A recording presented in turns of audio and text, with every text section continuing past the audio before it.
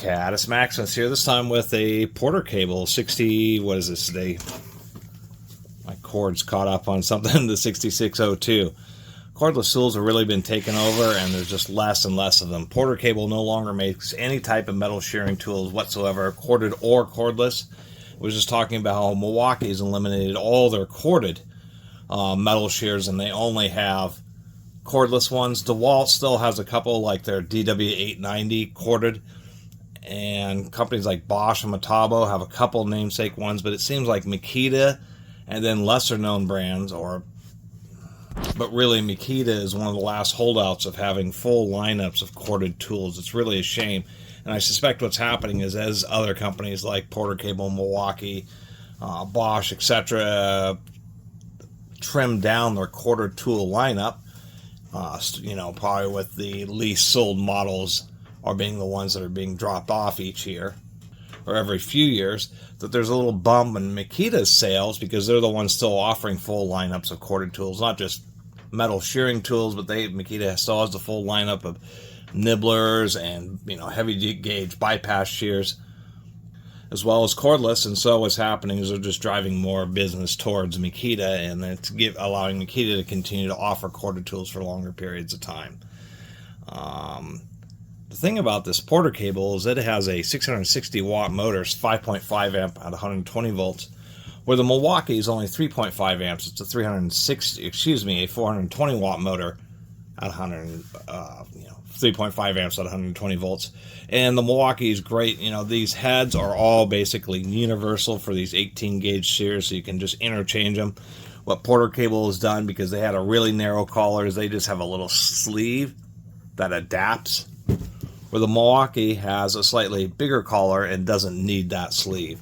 The Milwaukee is great just because it's a bit smaller and a bit more compact, and it's just fine. Porter cable, just use their 5.5 amp drill motor, which is associated with their 3/8, half-inch drills, etc.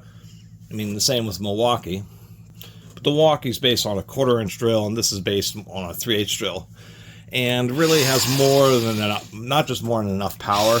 When you start throwing too much power at 18 gauge shears, what you end up running into is issues where this bottom piece can end up actually snapping. You'll get some material binding up, and rather than it kind of stalling out and you backing off or clearing out, whatever's kind of gummed up in there. This has the power to either break the two forks at the back or to break the little finger off. It's just a drill motor, but the spindle has a little eccentric on it and a ball bearing, so it's kind of wobbling around like this, and there's a set of forks that just moves up and down as that bearing wobbles around. So anyway, it's a shame that Porter cable now is just basically relegated to being just a low-grade tools. That's the only way I can really say it. They have like one namesake corded router or something, and that's just it. It's a real shame because Porter cable made just some of the best tools in their categories over in decades past, particularly worm drive belt sanders, and finish sanders, etc. We got a piece of aluminum here. So it's called a double cut because it supports both sides of the base material. You end up with a little bit more waste because it has this strip that ends up coming out, but it gives you these cuts where the base material stays relatively straight. This is just a piece of aluminum, so it's pretty easy for this to cut.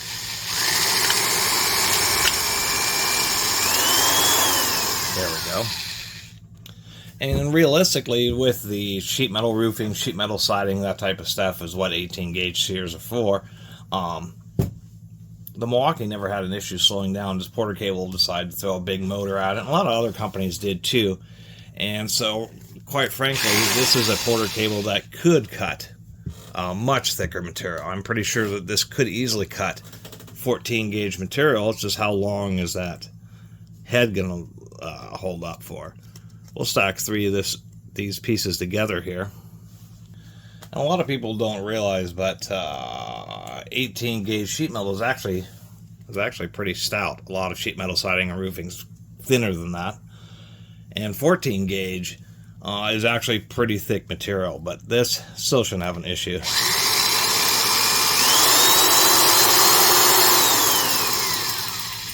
although I'm not able to hold. I guess that's one of the more interesting things about these is that the material can kind of, I wouldn't say bunch up. You actually have to kind of force the cut. They don't want to self-feed it all, that's for sure.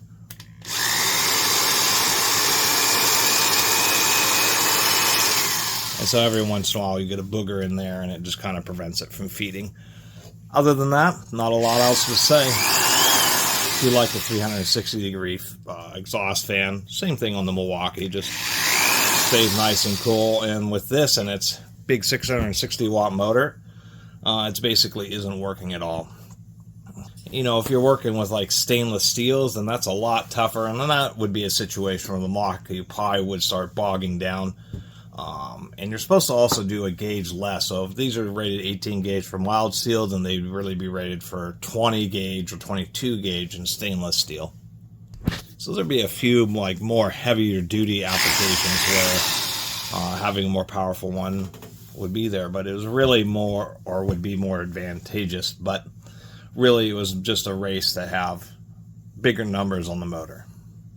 5.5 amps is better than 3.5 amps, even though both tools will basically do the very same work, and it's only at the, you know, quote unquote the extremes, at the more rare circumstances where the power difference would make that difference. It's like the power of cars, you know. You can have 300, 400, 500 horsepower, but 99% of the time that you're driving around using 50 or 100 horsepower. So only the few rare times, like passing or whatnot, where having a bunch of additional power even means anything at all. It took me a while to realize that, and that's why there's a lot of times where I can appreciate tools that are smaller and, you know, on paper aren't as powerful, but still are great tools. That is not to be confused with the difference between just a cheap homeowner's grade low power tool and something that's professional grade, like both of these. It's just that they happen to have a bigger power difference. The Milwaukee being lighter weight and just more compact. Too bad neither of these companies have any corded metal shears at all. And this company doesn't make any metal shears, just period. It's no longer a product category for them. So sad.